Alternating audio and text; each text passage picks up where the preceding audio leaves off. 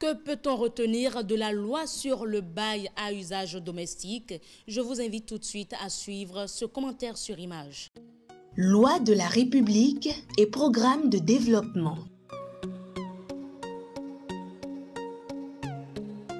La loi sur le bail à usage d'habitation domestique.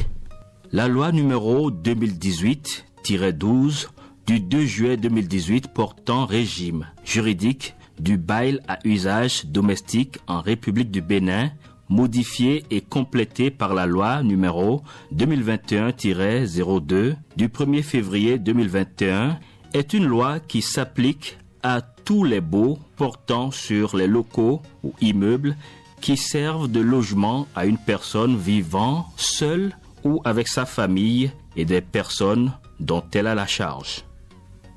Conformément à l'article 1er de la loi numéro 2018-12 du 2 juillet 2018 portant régime juridique du bail à usage domestique en République du Bénin, modifié et complété par la loi numéro 2021-02 du 1er février 2021, le bail est un contrat de louage par lequel l'une des parties appelées bailleur, généralement propriétaire, s'engage moyennant un prix que l'autre partie appelée preneur ou encore locataire s'oblige à payer, à procurer à celle-ci pendant un certain temps la jouissance d'un bien immobilier. Le droit d'accès au bail ou encore le droit de l'homme d'avoir accès à un logement est un droit fondamental qui découle du droit de la personne humaine au développement et à l'épanouissement. De ce fait, la location d'un logement est accessible à toute personne sans distinction de race, de sexe, de religion, d'ethnie, de situation professionnelle, d'identité. Le contrat de bail, pour être valide, doit faire l'objet d'un consentement réciproque matérialisé selon les dispositions légales par un écrit sur lequel est apposée la signature de toutes les parties contractantes ou de leurs représentants dûment mandatés. Après signature, le contrat est multiplié en autant d'exemplaires qu'il y a de parties.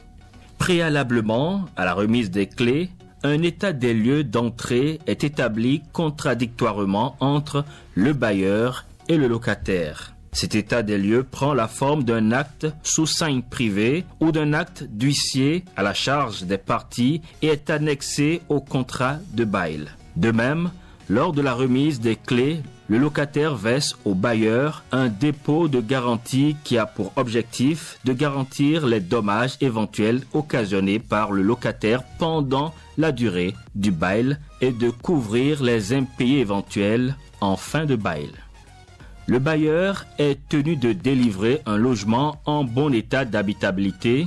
Il procède à ses frais dans les locaux donnés à bail à toutes les grosses réparations devenues nécessaires et urgentes telles que l'élévation des murs, des voûtes, des poutres, des toitures, des puisards. En cas de refus du bailleur à faire face aux grosses réparations, le locataire peut se faire autoriser par le président de la juridiction compétente statuant en référé à les exécuter conformément aux règles de l'art pour le compte du bail.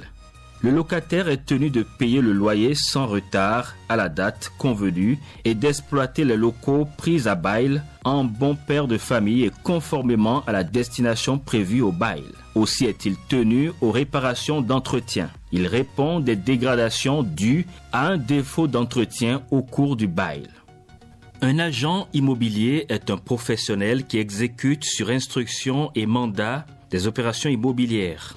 La rémunération de l'agent immobilier est librement fixée par les parties. Cependant, lorsque l'agent immobilier met seulement en relation les parties pour la conclusion d'un bail, cette commission est payée par le demandeur de service et ne peut excéder 50% du loyer mensuel.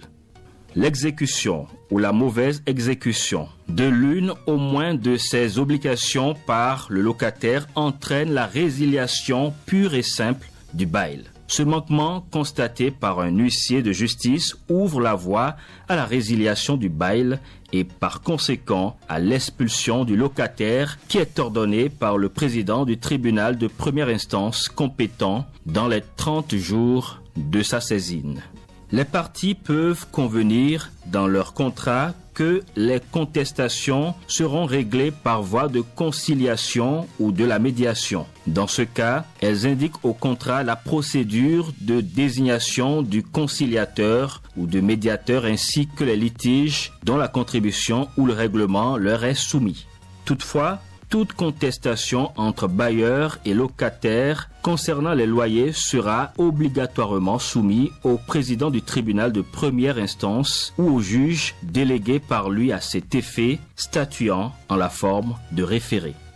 La loi numéro 2018-12 du 2 juillet 2018 portant régime juridique du bail à usage domestique en République du Bénin, modifiée et complétée par la loi numéro 2021-2 du 1er février 2021, est disponible en lecture et téléchargement libre en ligne sur le site du secrétariat général du gouvernement à l'adresse https://sgg.gouv.bj.